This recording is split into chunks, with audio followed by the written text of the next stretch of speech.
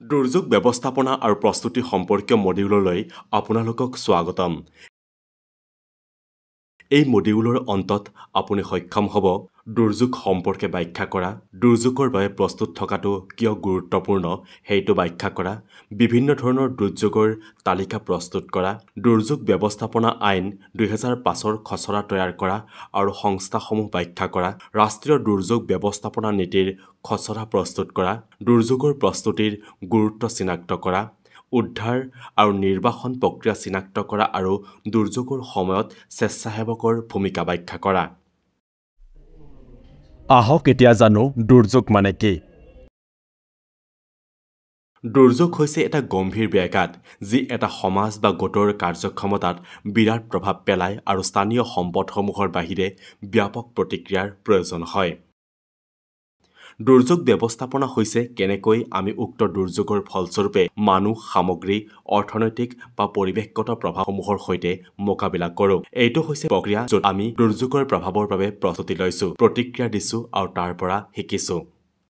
দুৰ্যোগ ব্যৱস্থাপনাৰ উপাদানসমূহ অন্তৰ্ভুক্ত কৰে প্ৰস্তুতি, অৰ্থাৎ সম্ভাৱ্য দুৰ্যোগৰ বাবে পৰিকল্পনা, প্ৰশিক্ষণ আৰু সম্পদ বণ্টনৰ জৰিয়তে আগতীয়াকৈ সাজু হোৱা, প্ৰতিক্ৰিয়া, অৰ্থাৎ দুৰ্যোগৰ সময়ত জীৱন ৰক্ষা কৰা আৰু ক্ষতি হ্ৰাস কৰিবলৈ তৎক্ষণাত গ্ৰহণ কৰা পদক্ষেপসমূহ, পুনৰুদ্ধাৰ, অৰ্থাৎ দুৰ্যোগৰ পাছত প্ৰভাৱিত সম্প্ৰদায়ক পুনৰ নিৰ্মাণ আৰু পুনৰুদ্ধাৰ কৰিবলৈ কৰা প্ৰয়াস, মিটিগেশ্যন, সম্ভাৱ্য বিপদ বা ভাবুকিৰ প্ৰভাৱ হ্ৰাস কৰিবলৈ গ্ৰহণ কৰা পদক্ষেপ আৰু কৌশলসমূহ।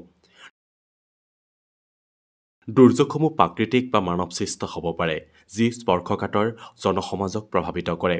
দুৰ্যোগ ব্যৱস্থাপনাৰ মূল লক্ষ্য হৈছে দুৰ্যোগৰ প্ৰভাৱ কমোৱা।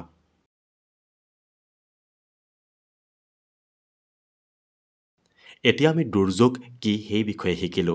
এতিয়া আমি বুজিলো আহক দুৰ্যোগৰ প্ৰস্তুতি কিয় গুৰুত্বপূৰ্ণ। দুৰ্যোগে প্ৰস্তুতি নথকা সম্প্ৰদায়সমূহত উল্লেখযোগ্য ক্ষতিসাধন কৰিব পাৰে। দুৰ্যোগৰ কদাচিত সংঘটনে প্ৰস্তুতিৰ অভাৱৰ সৃষ্টি কৰে কাৰণ ইয়াত তাৎক্ষণিক গুৰুত্বপূৰ্ণ বুলি ধৰা নাযায়।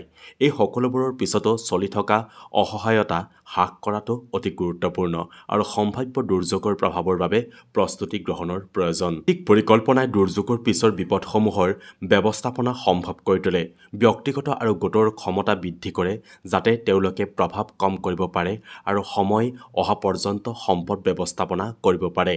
বেচৰকাৰী খণ্ড, বিদ্যালয়, ভলেণ্টিয়াৰ্ছ আৰু সংগঠনসমূহক সামৰি লোৱা ব্যাপক সমন্বয় অতি প্ৰয়োজনীয় কাৰণ ই প্ৰশিক্ষিত ব্যক্তিসকলক দুৰ্যোগৰ পাছত তৎক্ষণাত সম্পদ হিচাপে ব্যৱহাৰ কৰাৰ যোগান ধৰে। দুৰ্যোগৰ প্ৰস্তুতি কিয় গুৰুত্বপূৰ্ণ সেই বিষয়ে শিকাৰ পাছত এতিয়া আমি দুৰ্যোগ ব্যৱস্থাপনা চক্ৰৰ বিষয়ে আলোচনা কৰিম। দুৰ্যোগ ব্যৱস্থাপনা চক্ৰ দুৰ্যোগৰ সম্পূৰ্ণ পৰিকল্পনা আৰু প্ৰতিক্ৰিয়াক অন্তৰ্ভুক্ত কৰে, যাৰ মাজত প্ৰাক দুৰ্যোগৰ কাৰ্যাৱলী যেনে প্ৰতিৰোধ, প্ৰশমন আৰু প্ৰস্তুতি আৰু অনুসন্ধান আৰু উদ্ধাৰ, সহায়, পুনৰ নিৰ্মাণ আৰু পুনৰ স্থাপন অন্তৰ্ভুক্ত থাকে। দুৰ্যোগ ব্যৱস্থাপনা দুৰ্যোগৰ ৰিস্ক আৰু প্ৰভাৱ দুয়োটাৰ ব্যৱস্থাপনাক উল্লেখ কৰিব পাৰে। অধিক জানিবলৈ প্ৰতিটো টেবত ক্লিক কৰক।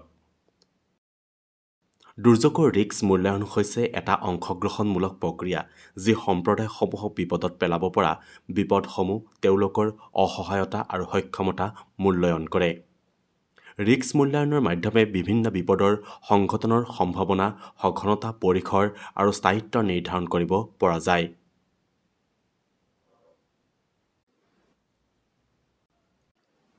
প্ৰভাৱ মূল্যায়নতো প্ৰাকৃতিক, ভৌগোলিক, অৰ্থনৈতিক, সামাজিক, ৰাজনৈতিক আৰু সাইকোলজিকেল কাৰকসমূহক ধৰি লৈ পৰ্যালোচনা কৰে যিয়ে বিপদৰ প্ৰতি অসহায়তা বৃদ্ধি কৰিব পাৰে। মূল্যায়নৰ উদ্দেশ্য হৈছে দুৰ্যোগৰ দ্বাৰা সৃষ্টি হোৱা ৰিস্কসমূহ চিহ্নিত কৰা আৰু সেইটো দুৰ্যোগ ৰিস্ক হ্ৰাসৰ পৰিকল্পনাৰ আধাৰ হিচাপে ব্যৱহাৰ কৰা।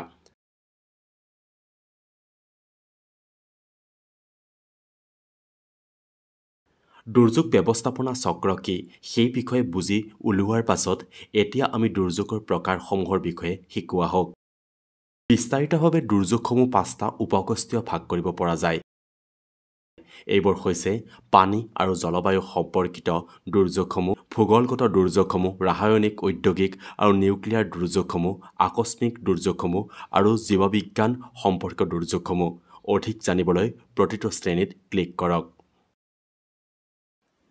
পানী অথবা জলবায়ু পৰিৱৰ্তন অথবা দুৰ্যোগৰ বাবে সৃষ্টি হোৱা কিছু দুৰ্যোগৰ ভিতৰৰ বন্যা, ভূমিখৰণ, বৰষুণ, গৰমৰ ঢল, বনৰ অগ্নি, অত্যাধিক ঠাণ্ডা, মছৰ আৰু পানী সংলগ্ন ৰোগসমূহ অন্তৰ্ভুক্ত। এটা জিঅ'লজিকেল ডাইজেষ্টাৰ ঘটে যেতিয়া প্ৰাকৃতিক জিঅ'লজিকেল প্ৰক্ৰিয়াবোৰ আমাৰ কাৰ্যকলাপৰ ওপৰত প্ৰভাৱ পেলায়, হয় জীৱনহানি অথবা আঘাত আৰু অৰ্থনৈতিক ক্ষতিৰ দ্বাৰা।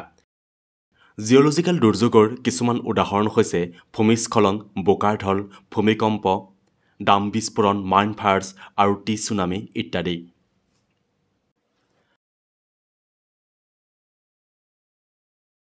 ইণ্ডাষ্ট্ৰিয়েল ডাইজেষ্টাৰ হৈছে ৰাসায়নিক, যান্ত্ৰিক, সিভিল, বৈদ্যুতিক অথবা যিকোনো প্ৰক্ৰিয়া বিফলতাৰ বাবে সংঘটিত হোৱা দুৰ্যোগ।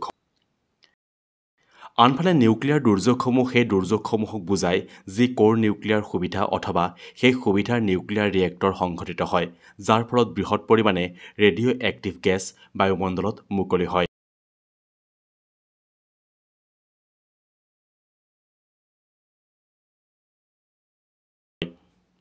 আকস্মিক দুৰ্যোগসমূহৰ উদাহৰণস্বৰূপে হৈছে যন্ত্ৰপাতি বিফলতা, বন অগ্নি, তেলৰ আহ, ধ্বংস আৰু বিমান, ৰাস্তাৰ আৰু ৰেলৰ দুৰ্ঘটনাসমূহ আৰু সদৃশ অন্যান্য ঘটনা।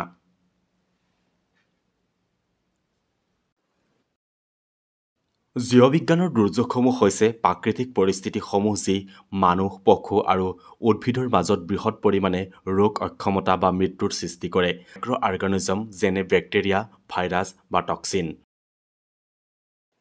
উদাহৰণস্বৰূপে 1896 চনত মুম্বাইত হোৱা বুবনিক প্লেগ, 2019 চনৰ ক'ভিড-19 মহামাৰী আদিৰ প্ৰচলিত।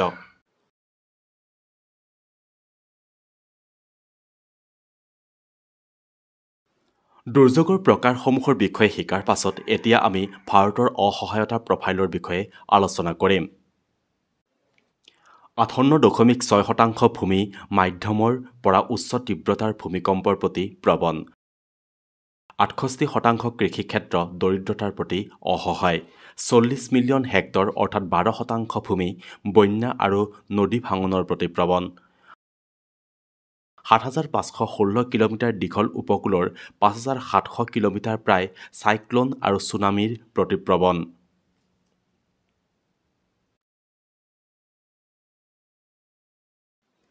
ভাৰতত সংঘটিত হোৱা কিছুমান মুখ্য দুৰ্যোগৰ ইতিহাসৰ বিষয়ে এতিয়া আলোচনা কৰোঁ। ভাৰতত সংঘটিত হোৱা কিছুমান মুখ্য দুৰ্যোগৰ ভিতৰত অন্তৰ্ভুক্ত 1984 চনৰ ভোপাল গেছ দুৰ্যোগ, 1993 চনৰ লাতুৰ ভূমিকম্প, 1998 চনৰ পিথোৰাগড়ৰ ভূমিখৰণ, 1999 চনৰ আৰিছাছ ছুপাৰ চাইক্লন, 2001 চনৰ ভুজ জিলাৰ ভূমিকম্প আৰু 2005 চনৰ ছুনামি। এই দুৰ্যোগসমূহৰ সময়ত আমাৰ দৃষ্টিভংগী কেৱল সহায়কেন্দ্ৰিক আছিল, প্ৰতিক্ৰিয়া অসংগঠিত আছিল। দুৰ্যোগ ব্যৱস্থাপনাৰ বাবে কোনো প্ৰতিষ্ঠানিক প্ৰক্ৰিয়া উপলব্ধ নাছিল। দুৰ্যোগ ব্যৱস্থাপনা কৃষি মন্ত্ৰালয়ৰ অধীনত স্থাপন কৰা হৈছিল। ৰাষ্ট্ৰীয় দুৰ্যোগ ব্যৱস্থাপনা কেন্দ্ৰ কৃষি মন্ত্ৰালয়ৰ অধীনত গঠন কৰা হৈছিল যি পাছত NIDM ৰাষ্ট্ৰীয় দুৰ্যোগ ব্যৱস্থাপনা প্ৰতিষ্ঠানলৈ পৰিণত কৰা হয়। দুৰ্যোগসমূহৰ পাছত বিশেষকৈ 2005 চনৰ ছুনামি ভাৰত চৰকাৰে দুৰ্যোগ ব্যৱস্থাপনাৰ ব্যৱস্থা ঘৰুৱা বিষয়ক মন্ত্ৰালয়ৰ অধীনত লৈ আহিল। এতিয়া আমি দুৰ্যোগ ব্যৱস্থাপনা আইনক বিস্তাৰিতভাৱে জানো আহক। দুৰ্যোগ ব্যৱস্থাপনা আইন 23 ডিচেম্বৰ 2005 তাৰিখে প্ৰণয়ন কৰা হৈছিল। এই আইনে গঠন কৰা সুবিধা প্ৰদান কৰে ৰাষ্ট্ৰীয় দুৰ্যোগ ব্যৱস্থাপনা কৰ্তৃপক্ষ অৰ্থাৎ NDMA, ৰাজ্যিক দুৰ্যোগ ব্যৱস্থাপনা কৰ্তৃপক্ষ অৰ্থাৎ SDMA, জিলাৰ দুৰ্যোগ ব্যৱস্থাপনা কৰ্তৃপক্ষ DDMA, ৰাষ্ট্ৰীয় ৰাজ্যিক জিলাৰ পৰ্যায়ৰ দুৰ্যোগ প্ৰতিক্ৰিয়া তহবিল আৰু দুৰ্যোগ প্ৰশমন তহবিল আৰু ৰাষ্ট্ৰীয় দুৰ্যোগ ব্যৱস্থাপনা প্ৰতিষ্ঠান আৰু ৰাষ্ট্ৰীয় দুৰ্যোগ প্ৰতিক্ৰিয়া বাহিনী। এই আইনে বাধা প্ৰদান, মিথ্যা দাবী, অন্যায় ব্যৱহাৰ আদি কাৰ্যৰ বাবে শাস্তি আৰোপ কৰে। কৰা ক্ষতিপূৰণ আৰু সহায়ত কোনোবা লিংগ, জাত, সম্প্ৰদায়, বংশ বা ধৰ্মৰ আধাৰত বৈষম্য কৰা নহ'ব। ৰাষ্ট্ৰীয় দুৰ্যোগ ব্যৱস্থাপনা কৰ্তৃপক্ষ, য'ত প্ৰধানমন্ত্ৰীৰ এক্স অফিচিয়েল চেয়াৰপাৰচন হিচাপে থাকে, সৰ্বাধিক 9 জন সদস্যৰ সমাহাৰ থাকে, য'ত প্ৰধানমন্ত্ৰীয়ে নিযুক্ত কৰা উপ চেয়াৰপাৰচন অন্তৰ্ভুক্ত থাকে। এই কৰ্তৃপক্ষ দুৰ্যোগ ব্যৱস্থাপনাৰ ক্ষেত্ৰৰ বিশেষজ্ঞসকলৰ সৈতে এক পৰামৰ্শকাৰী সমিতি গঠন কৰিব পাৰে। কৰ্তৃপক্ষক যিকোনো দুৰ্যোগৰ সময়ত সহায় কৰা হ'ব। ৰাষ্ট্ৰীয় কাৰ্যনিৰ্বাহী সমিতি, য'ত 14টা মন্ত্ৰালয় বা বিভাগৰ সচিব আৰু অধিপতিসকল অন্তৰ্ভুক্ত থাকিব, আৰু সমিতিৰ এক্স অফিচিঅ সদস্য হিচাপে সমন্বিত সুৰক্ষা বাহিনী কমিটিৰ মুখ্য থাকিব। কৰ্তৃপক্ষ দুৰ্যোগ ব্যৱস্থাপনাৰ বাবে নীতি, পৰিকল্পনা আৰু দিশ নিৰ্দেশনা স্থাপন কৰিব।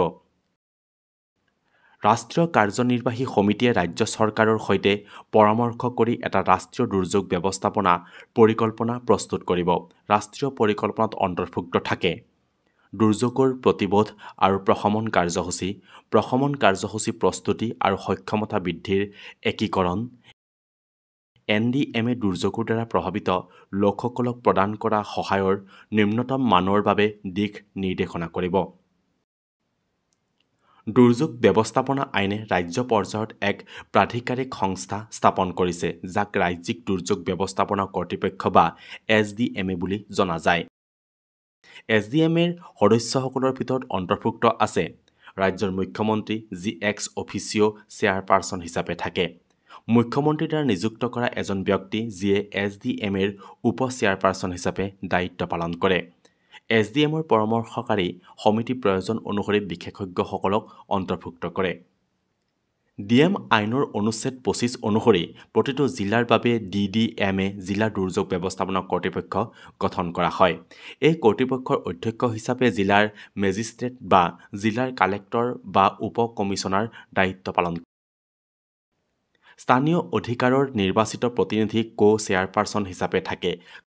কাষৰীয়া অঞ্চলত স্থায়িত্ব অঞ্চলৰ জিলাৰ মুখ্য কাৰ্যনিৰ্বাহী সদস্যৰ কো-চেয়াৰপাৰচন হিচাপে নিযুক্তি কৰা হয়। এই কৰ্তৃপক্ষৰ ভিতৰত অন্তৰ্ভুক্ত থাকে জিলাৰ CEO, আৰক্ষী চুপাৰ, জিলাৰ মুখ্য চিকিৎসা অধিকাৰী আৰু ৰাজ্য চৰকাৰে নিযুক্তি কৰা দুগৰাকী অন্যান্য জিলাৰ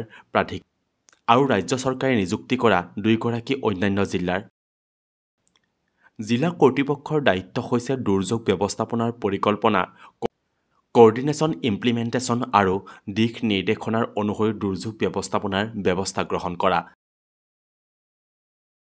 জিলা কৰ্তৃপক্ষৰ অধিকাৰ থাকে যিকোনো অঞ্চলত নিৰ্মাণৰ সুৰক্ষা মানদণ্ড প্ৰবল কৰাৰ, জিলা পৰ্যায়ৰ সহায়ৰ ব্যৱস্থা কৰা আৰু দুৰ্যোগৰ প্ৰতিক্ৰিয়া কৰাৰ।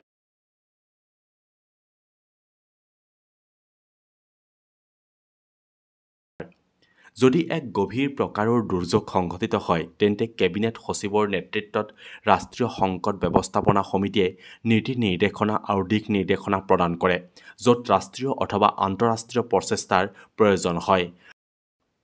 ৰাষ্ট্ৰীয় কাৰ্যনিৰ্বাহী সমিতি গৃহমন্ত্ৰীৰ নেতৃত্বত, যি আন্তঃমন্ত্ৰালয় বা বিভাগৰ বৈঠকৰ দ্বাৰা পৰিস্থিতি পৰ্যালোচনা কৰে আৰু ক্ষতিগ্ৰস্ত ৰাজ্যসমূহৰ বাবে বিভিন্ন সাৰ্বজনিক প্ৰতিক্ৰিয়াৰ সমন্বয়।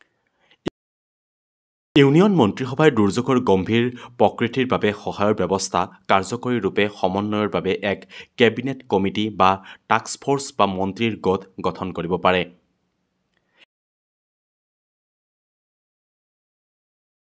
এই সমিতিৰ বিভিন্ন ৰাজ্যিক বিভাগৰ দায়িত্বশীলসকল আৰু ৰাজ্যত অৱস্থিত কেন্দ্ৰীয় সংগঠনৰ প্ৰতিনিধিসকল অন্তৰ্ভুক্ত থাকে।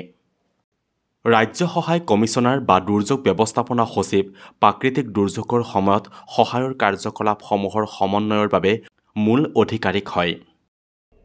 ৰাজ্যিক সাহায্য আয়ুক্ত বা সচিব দুৰ্যোগ ব্যৱস্থাপনা হৈছে প্ৰাকৃতিক দুৰ্যোগৰ সময়ত সাহায্য অভিযানৰ বাবে কাৰ্যকলাপসমূহৰ সমন্বয়ৰ বাবে নডেল বিষয়া।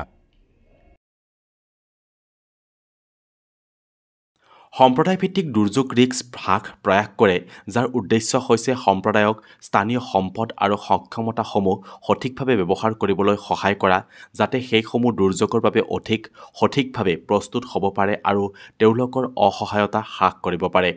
এই ব্যৱস্থাই দুৰ্যোগ আৰু অন্যান্য আপদৰ বাবে প্ৰস্তুত থকাৰ দায়িত্ব সম্প্ৰদায়ৰ ওপৰতে ৰাখে, সুনিশ্চিত কৰে যে সংগঠনসমূহ, পৰিয়ালসমূহ আৰু ব্যক্তিসকলে একেলগে কাম কৰি তেওঁলোকৰ সম্প্ৰদায়ক দুৰ্যোগৰ সন্মুখীন হ'লে অধিক দৃঢ় কৰাত সহায় কৰে।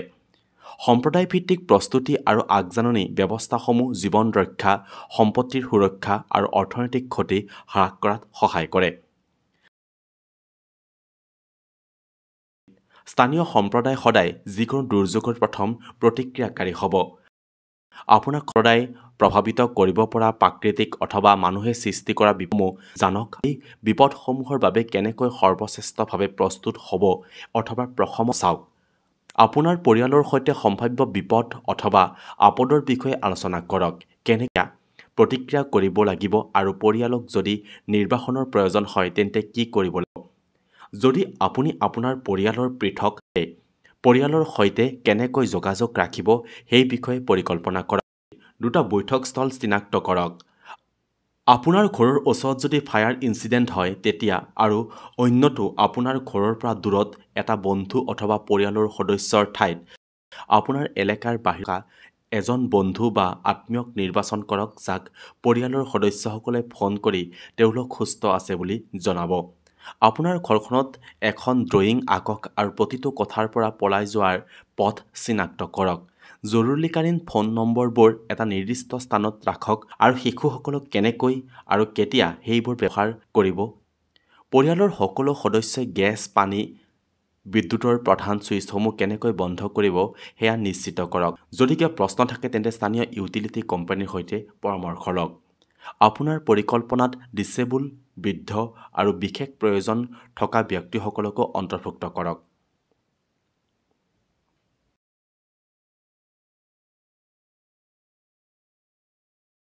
পৰিয়ালক একেলগে ৰাখক। যেতিয়া আপুনি বাসস্থান আৰু সহায় বিচাৰিছে, আপুনি আপোনাৰ শিশুসকলক আত্মীয় বা বন্ধুৰ সৈতে থাকিবলৈ দিয়াৰ কথা ভাবিব পাৰে, কিন্তু যথাসম্ভৱ পৰিয়ালক একেলগে ৰাখিব আৰু শিশুসকলক আপোনাৰ সহায়ৰ প্ৰক্ৰিয়াৰ অংশ বনাব।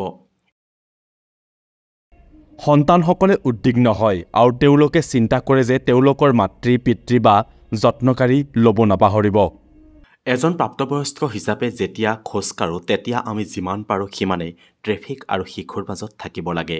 যিমান সম্ভৱ আমি আমাৰ শিশুক চলন্ত গাড়ীৰ বিপদৰ সন্মুখীন নকৰা উচিত আৰু কেতিয়াও শিশুসকলক গাড়ীৰ সন্মুখৰ ছিটত ৰখাব নালাগে। আনকি বাহিৰতো দুৰ্যোগৰ পৰিস্থিতিত শিশুসকলক দুৰ্যোগৰ বিষয়ে কথা পাতিবলৈ আৰু তেওঁলোকৰ ইচ্ছামতে প্ৰশ্ন সোধাৰ অনুমতি দিয়ক। শিশুসকলক তেওঁলোকৰ অনুভৱ বৰ্ণনা কৰিবলৈ উৎসাহিত তেওঁলোকে কোৱা কথা মনৰ পৰা শুনক। যদি সম্ভৱ সম্পূৰ্ণ পৰিয়ালক আলোচনাত অন্তৰ্ভুক্ত কৰক। এই যে শিশুসকলৰ মাজত দুৰ্যোগৰ দ্বাৰা সৃষ্টি হোৱা চাপ বহুত পৰিমাণে হ্ৰাস কৰিব। যদি নিৰ্বাসনৰ আদেশ দিয়া হয় সেয়া ততালিকে পালন কৰিব। মুকলি কৰা আপতকালীন আশ্ৰয়স্থলসমূহৰ বিষয়ে জানক। এটা বেটাৰী চালিত ৰেডিঅ' শুনক আৰু নিৰ্দেশনা অনুসৰণ কৰক। যদি বিপদ হৈছে ৰাসায়নিক মুক্ত আৰু আপোনাক নিৰ্বাসনৰ নিৰ্দেশ দিয়া হয় তেন্তে আপোনাৰ পৰিয়ালৰ সৈতে ততালিকে নিৰ্বাসন কৰক। পানী, খাদ্য, বস্ত্ৰ, আপতকালীন সামগ্ৰী আৰু গুৰুত্বপূৰ্ণ কাগজ-পত্ৰ এক্সিটৰ ওচৰত এখন ঠাইত ৰাখক। আপোনাৰ ঘৰ সুৰক্ষিত কৰক। সকলো দুৱাৰ আৰু খিৰিকী বন্ধ আৰু লক কৰক। এপ্লায়েন্সসমূহৰ প্লাগ বিচ্ছিন্ন কৰক। মুখ্য পানী আৰু বৈদ্যুতিক চাবি বন্ধ কৰক। অন্যসকলক আপুনি ক'ত গৈছে সেয়া জনাওক। বেয়া বতৰেৰে বন্দী নহ'বলৈ যথেষ্ট আগতে ৰিকমেণ্ডেড নিৰ্বাসন পথসমূহ অনুসৰণ শ্বৰ্টকাটসমূহ নল'ব, সেয়া হয়তো অৱৰোধিত হ'ব পাৰে। বন্যা হোৱা ৰাস্তাসমূহৰ বিষয়ে সতৰ্ক থাকক। বন্যা হোৱা এলেকাত গাড়ী চলাব নাযাব। বৈদ্যুতিক লাইনৰ পৰা আঁতৰি থাকক। আপোনাৰ দুৰ্যোগ সহায়ৰ কিট লৈ যোৱা। গুৰুত্বপূৰ্ণ কাগজ-পত্ৰসমূহ, আপোনাৰ ড্ৰাইভিং লাইচেন্স, বিশেষ চিকিৎসা তথ্য, বীমা নীতি, সম্পত্তি কাগজ-পত্ৰ আৰু প্ৰমাণপত্ৰ আদি সলনি কৰি লৈ যোৱা। ভলেণ্টিয়াৰসকলে সদায় সহায় কৰিবলৈ সাজু থাকে, কিন্তু দুৰ্যোগ উদ্ধাৰৰ সময়ত তেওঁলোকৰ নিজৰ সুৰক্ষা নিশ্চিত কৰাটো অত্যন্ত গুৰুত্বপূৰ্ণ। সেইবাবে এই দুৰ্যোগ প্ৰস্তুতি কিট বহন কৰাটো পৰামৰ্শ কৰা হৈছে। এই কিটত অন্তৰ্ভুক্ত থাকে পাৰ্চনেল ফৰ্মিং ডিভাইচ, যি পলিউৰেথেন ফোমেৰে তৈয়াৰ কৰা লাইফ জেকেট, এটা টৰ্চ বা ইমাৰ্জেঞ্চি লাইট যিটো ছলাৰৰ সহায়ত চলে, কেনভাছ বা চামৰাৰ সুৰক্ষা glove, pocket knife, aid kit, match box, whistle, পানীৰ বটল, প্ৰথম স্বেচ্ছাসেৱকৰ ৰাকচাক আৰু মস্ক, পানী প্ৰতিৰোধী বস্ত্ৰ আৰু বৰষুণ কোট, গাম বুটছ, সুৰক্ষা গগলছ, পানী ৰাফ্টাৰিঙৰ বাবে সুৰক্ষা হেলমেট। দুটা পৰিস্থিতি চাওক আৰু প্ৰযুক্তি উদ্ধাৰৰ মানদণ্ড চিনাক্ত কৰক। পৰিস্থিতিটো পঢ়ক আৰু দিয়া বিকল্পসমূহৰ পৰা বাছনি কৰক। গেছ লিক হোৱা পৰিস্থিতিত সকলো জুই ততালিকে নুমুৱাওক। সৰ্বশ্ৰেষ্ঠ সকলো খিৰিকী আৰু দুৱাৰ খোলক। সকলো গেছৰ ভাল্ভ বন্ধ কৰক। খোলাকৈ জুই ব্যৱহাৰ নকৰিব। বৈদ্যুতিক সঁজুলি ব্যৱহাৰ নকৰিব। আৰু বিদ্যুতৰ দুৱাৰ ঘণ্টি আৰু ফোন কল ব্যৱহাৰ নকৰিব। বিৱৰণ পঢ়ক আৰু দিয়া বিকল্পসমূহৰ পৰা বাছনি কৰক।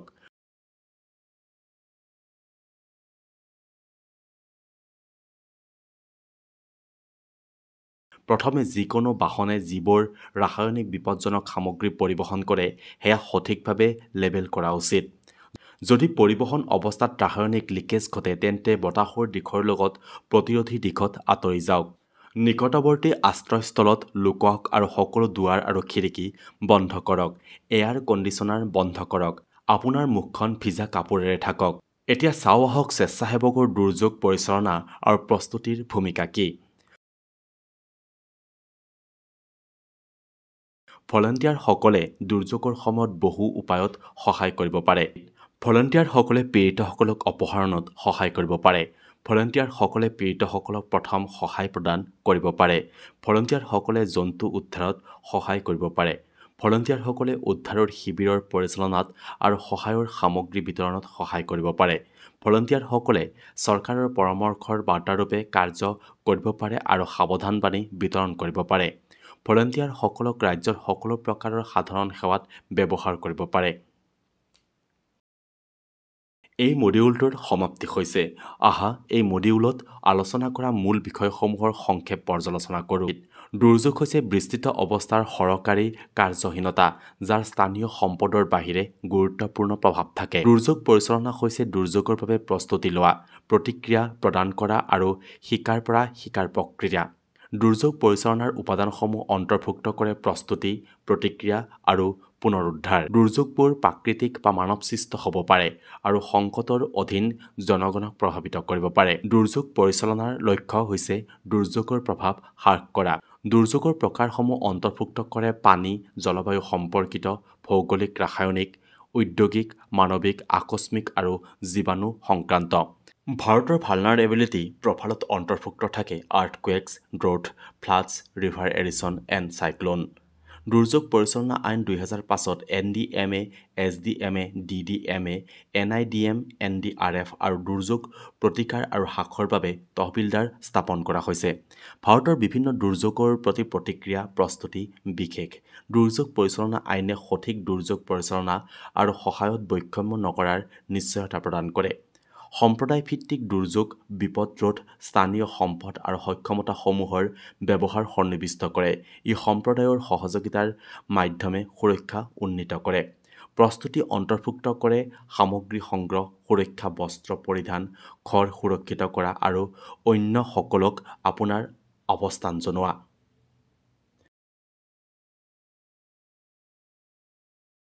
সোধা প্ৰশ্নবোৰ মনোযোগেৰে পঢ়ক আৰু যথাযথ বিকল্পসমূহ বাছনি কৰক। সফলতাৰ বাবে আপোনাক ক্ৰমে 60% স্ক'ৰ প্ৰয়োজন। প্ৰশ্নবোৰৰ প্ৰতি শ্ৰেণীৰ ওজন একেই। প্ৰশ্নসমূহ দিবলৈ অনুগ্ৰহ কৰি নিৰ্দেশনা দিয়ক।